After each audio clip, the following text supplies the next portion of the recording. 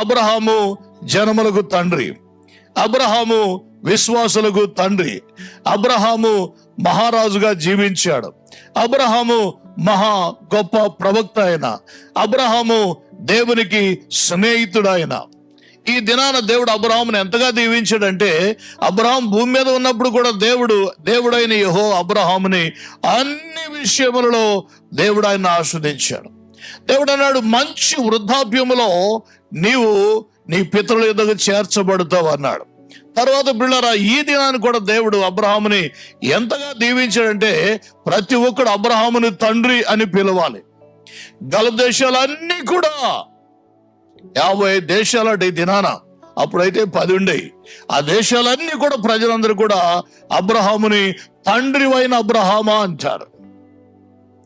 Catholic ప్రపంచం పెద్దది ప్రపంచంలో, వాళ్ళందరూ కూడా అబ్రహాముని తండ్రివైన అబ్రహామా అంటారు.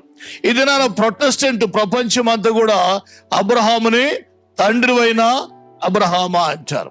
అయితే సజీవులుగా పరలోకంలో అందరూ కూడా అబ్రహాముని తండ్రివైన అబ్రహాం అన్నాడు.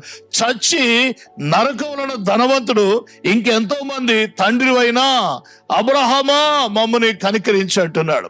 So Abraham is the exalted father అన్నమాట. దేవుడు ఆయన అంతగా హెచ్చించాడు.